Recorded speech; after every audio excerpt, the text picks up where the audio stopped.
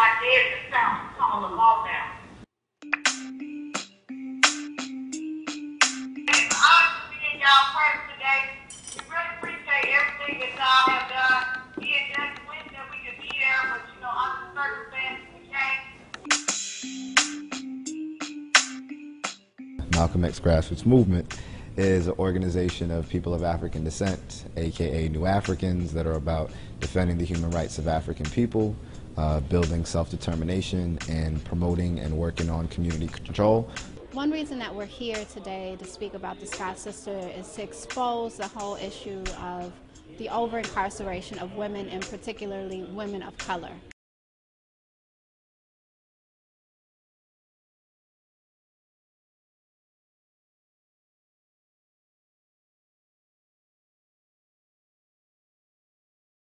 Whoever heard of two white women, first time offense, never been in trouble with law, but yet they receive a double life sentence. I know white women in prison, they killed their baby, but then none of them have the time that Gladys and I had. None of them. None of them. Not even a murder. They didn't have the time that Gladys and I had. The Scott Sisters case is tremendously important because although it's a case of a great tragedy and a very terrible abuse of prison power and governmental power in order to put the Scott Sisters in prison, it's really more important because it typifies the kind of treatment that many prisoners get, and it typifies the way that people are unjustly incarcerated. This particular event was one kind of a celebration of the Scott Sisters, like this is a people's victory. They don't have a full pardon, but even for them to be let go up until this point with the conditional release was based on all of the work that folks had done down in Jackson from the grassroots, from our communities, to really put pressure on the governor to get these people free.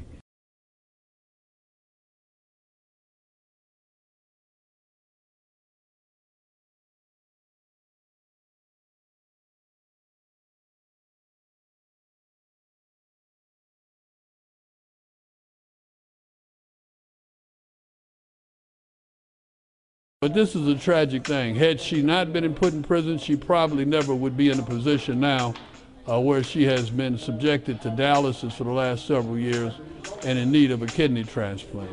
Had she not been put in prison, they never would have lost 16 years of their very valuable life and 16 years of their family, 16 years with their children, and been strangers to some extent to some of their children because they went in prison when they were very young. Nearly 2/3 of women in prison are mothers. Over 200,000 women are in prison and jail in the United States, and more than 1 million are under the criminal justice supervision. Even though the governor has released them from prison, the governor Haley Barbour of Mississippi, on a suspended sentence, if they are not released completely on a pardon, then any governor, including Haley Barbour, can come back and re-incarcerate them at their whim.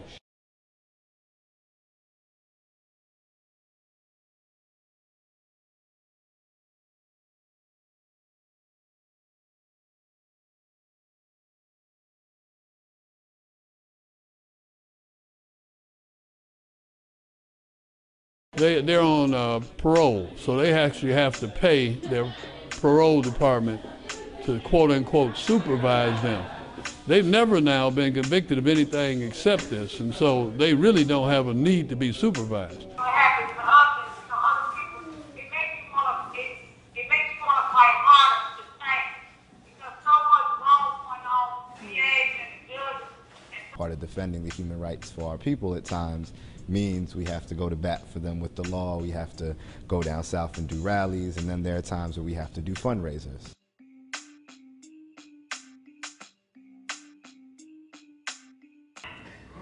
The white girl can get to see the award anytime they wanted to. If one of us gets to see the award, write them a letter. It's so much racism in the South, to the South, and it's undercover. It's so undercover. And it's called the law. They get away with it. People struggle every day. It is. My own police, September the 15th, and I get to meet y'all.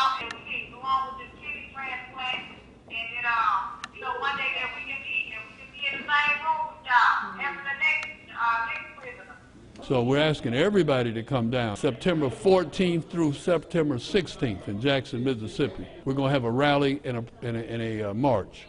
That will happen on the 15th. On the 14th and the 16th and part of the 15th, we will have workshops to talk about the phenomena of mass incarceration, or what one lady calls the new Jim Crow.